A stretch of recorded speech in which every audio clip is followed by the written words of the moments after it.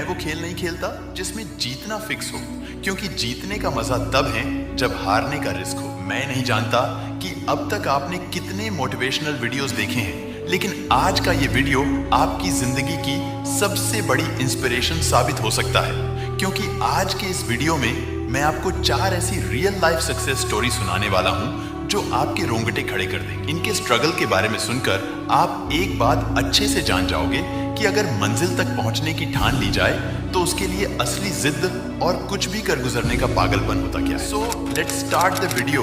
अगर आपके पैर में मोच आ जाए तो मंजिल तो बहुत दूर की बात है, थोड़ी दूर चल पाना भी बहुत मुश्किल हो जाता है। लेकिन मानसी जोशी एक 10 साल की लड़की जिसको बैडमिंटन से मोहब्बत हो गई। इस लड़की का सपना था गोल्ड मेडल लाने का। इस लड़की ने अपने आप को इतना ट्रेन कर लिया कि जब ये स्कूल में थी तभी डिस्ट्रिक्ट लेवल के चैंपियनशिप जीतने लगी। लेकिन एक एक्सीडेंट की वजह से इस लड़की ने अपना एक पैर हमेशा के लिए खो दिया।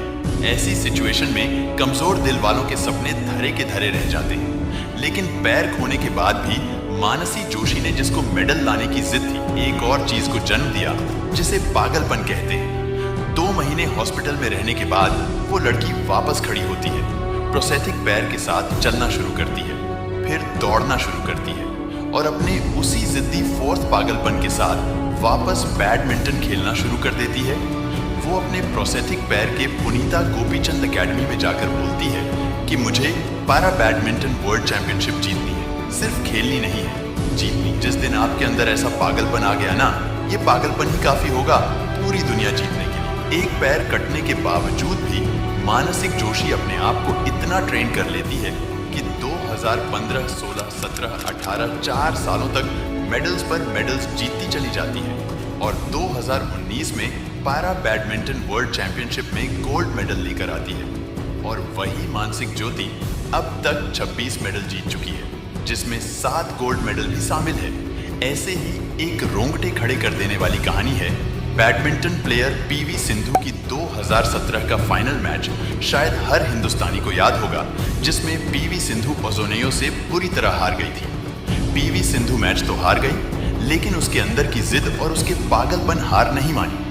उसने अपनी प्रैक्टिस को और तेज कर दिया। लैला गोपीचंद एकेडमी में प्रैक्टिस करने के बाद पीवी सिंधु रोज 56 किलोमीटर दूर सुचित्रा बैडमिंटन एकेडमी में जाती और श्रीकांत वर्मा से एक ट्रेनिंग लेती। वो रोज एक खतरनाक ट्रेनिंग करने लगी कि उसके ट्रेनिंग के वीडियो को देखकर ही महिंद्रा ग्रुप के चेयरमैन के रूम के रोंगटे खड़े हो गए। उन्होंने कहा कि इतनी खतरनाक ट्रेनिंग मैंने अपनी जिंदगी में नहीं देखी, मैं यह वीडियो देखकर ही थका महसूस कर रहा हूँ। दोस्तों, इस लड़की ने हारने के बाद अपने आप को इतना ट्रेन कर लिया कि 2017 के फाइनेंस में, जिसमें नौजवानों के हाथों हारा था, इस बार फाइनेंस में उसे बुरी तरह से रौंद डाला और पूरा मैच महज 38 मिनट में समाप्त कर दिया। इसे कहते हैं असली जिद की साला किसी भी कीमत पर जीतना है तो जीतना है। 766 करोड़ से भी ज्यादा लोग हैं इस दुनिया में, सभी अपनी अपनी सपने पूरे करने में लगे हैं, लेकिन जीतता वही है जो सपने पूरे करने के लिए नहीं, जीतने के लिए दौड़ता है। 2019 में अचानक से एक नाम चर्चा में आया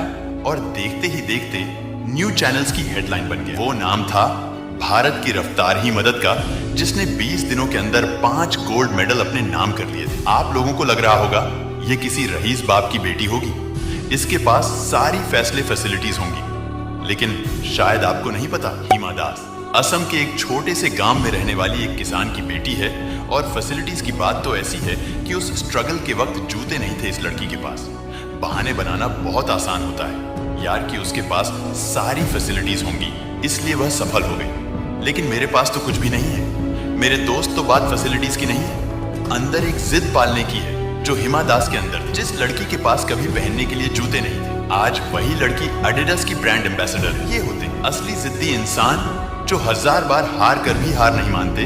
लोग उनका मजाक बनाते हैं, कोई फर्क नहीं पड़ता। लोग उन्हें पागल बोलते हैं, कोई फर्क नहीं पड़ता, क्योंकि वह जानते हैं कि पागलपन नहीं होगा तो मंजिल तक नहीं पहुंच पाएंगे। ऐसे ही एक पागलपन भरी कहानी है अरुणा सिन्हा की, जिसने मुझे बहुत इंस्पायर किया है। ये लड़की रात को ट्रेन में सफर कर रही थी। उसने गले में सोने की चेन पहनी। कुछ बदमाशों ने उसे चेन लेने की कोशिश की और उसे चलती ट्रेन से कचरे की तरह बाहर फेंक दिया। दूसरे ट्रैक पर आ रही ट्रेन से वो लड़की टकराई और नीचे गिर पड़ी। जब उसने संभलने की कोशिश की तो पता चला कि उसने अपना एक पैर जिससे उसने अब तक का सफर तय किया था, जिससे वो वॉलीबॉल प्लेयर बनने वाली थी। वो पैर उसने हमेशा के लिए खो दिया। दोस्तों, ऐसे हालात में क्या कोई सोच सकता है कि खुद को साबित करने के लिए वो लड़की दुनिया की सबसे ऊंची चोटी को हत्या कर लेगी, जिस पर दोनों पैर सलामत होने के बावजूद अच्छे अच्छे धुरंधर चढ़ने से घबराते हैं। लेकिन उस लड़की ने ऐसी हालत में भी अपने आर्टिफिशियल पैर से 8,848 मीटर ऊंची माउंट एवरेस्ट के साथ साथ दुनिया की कई ऊंची चोटियों पर अपने देश का झंडा फहरा दिया। और उसके बाद इस लड़की को पद्मश्री अवार्ड से सम्मानित किया गया। अरे सीखो कुछ इन लड़कियों से जिनके डिक्शनरी में बहाने नाम का कोई वर्ड ही नहीं था। पैर कटने के बाद दुनिया की सबसे ऊंची चोटी खत्म करना, पारा बैडमिंटन वर्ल्ड चैंपियनशिप में गोल्ड मेडल लेकर आना, बिना किसी फैसिलिटीज के 20 दिनों में 5 गोल्ड मेडल, जितना यह जिद्दी एक पागल इंसान के ही काम हो सकते हैं। इसलिए अपने अंदर के हुनर को पहचानो, अपना एक लक्ष्य डिसाइड करो और जिद्दी बनो। अपने लक्ष्य को प्राप्त करने के लिए पागलपन की सारी हदें पार कर दो। लोग पागल बोलेंगे, बोलने दो, मजाक उड़ाएंगे, उड़ाने दो। बस मन ही मन उनसे एक बात बोलना कि तुम जिस बात का मजाक बना रहे हो वो एक दिन बाज की उड़ान उड़ने वाला है। तुमने अपने हिस्से में जमीन लिखी है और वो अपने हिस्से में आसमान लिखने वाला है।